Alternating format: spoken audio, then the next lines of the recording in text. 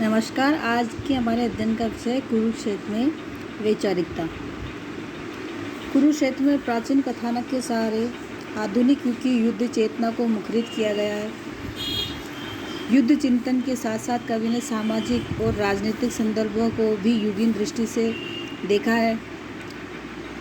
कवि की अनुभूति है जो व्यक्ति कुटिल होते हैं वे तलवारों के युद्ध में न पड़कर शोषण और लोभ में पड़ जाते हैं और दूसरों का सभी को छीन लेना चाहते हैं। अंग्रेजों की यही नीति थी। इसी प्रकार कवि की धारणा है कि राजतंत्र से व्यक्ति का भला नहीं हो सकता। राजतंत्र की तुलना में प्रजातंत्र अधिक हितकर है। प्रतिशोध भाव का महत्व। कवि की दृष्टि में प्रतिशोध भावना का बड़ा महत्व है। जिस मनुष्य में अपने दुश्मन से बदला लेने की भावना मर गई, समझो वह कायर और क्लीव है।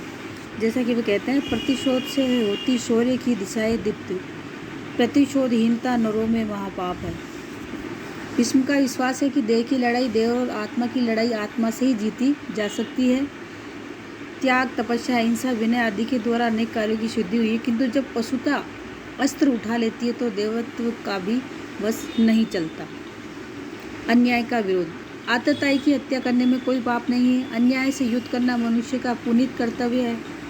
अन्याय पर स्थित शांति कभी टिक नहीं सकती। आधुनिक युग की तथाकथित पूंजीवादी शांति मजदूरों का रक्त पीकर जी रही है। कोई आतताई किस्म का स्वत्व अगर छीन रहा हो तो ऐसे समय में त्याग तप की दुहाई देने से बढ़कर और अनर्थ क्या हो सकता है। ऐसे समय बढ़ते हुए इन हाथों को काट देना ही श्रेष्ठ है। यथा छीनता हो सत्य कोई और तू त्याग तप से काम ले, यह पाप है। पुण्य है विच्छिन्न कर देना उसे, बढ़ रहा तेरी तरफ जो हाथ है। शौर्य की स्तुति। कवि की दृष्टि में सूर्य धर्म का पालन ही आज के युग की महती आवश्यकता है। दहकते अंगारों पर तलवार की तेज धार पर निर्भय होकर चलना ही शूरवीर का धर्म है। बुद्धि की भर्त्सना। भीष्म के द्वारा कवि ने बुद्धि की अत्यंत कटु भर्त्सना कराई है। बुद्धि व्यक्ति को विचार विमर्श में ही बुरी तरह डालकर उसकी अग्नि की शिक्षा को बुझा देता है। वीरता जो ही बुद्धि के पास सलाह लेने के लिए जाती है उसका सारा तेज नष्ट हो जाता है। कुरुक्षेत्र जैसे बौद्धिक काव्य में बुद्धि की यह दुर्दशा बहुतों को उलझन में डाल देती है।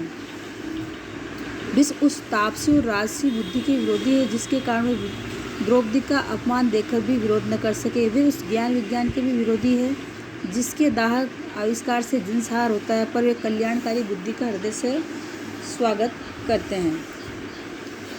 श्रेय वह नर बुद्धि का शिव रूप आविष्कार हो सके जिससे प्रकृति सबके सुखों का भार।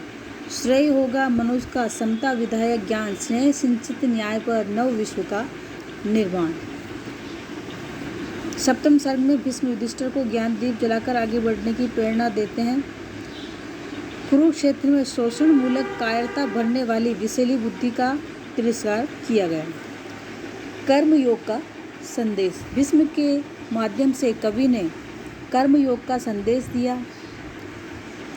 जो व्यक्ति जीवन और युद्ध की विभीषिका से घबराकर संसार से पलायन करना चाहता है, तप, त्याग और अहिंसा की आड़ में अपने प्राणों को बचाना चाहता है, उसकी करुणा और अहिंसा निश्चय ही पाखंड है।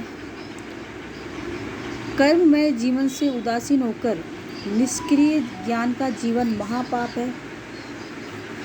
सच्चा सन्यासी तो वह है जो अपने सांसारिक संघर्षों का हंसते हुए सामना करता है। भाग्य के भरोसे बैठने वालों के लिए कुरुक्षेत्र एक जागरण मंत्र है।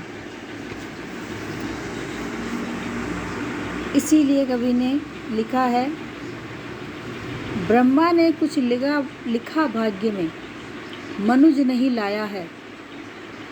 अपना सुख उसने अपने भुजबल से ही पाया है।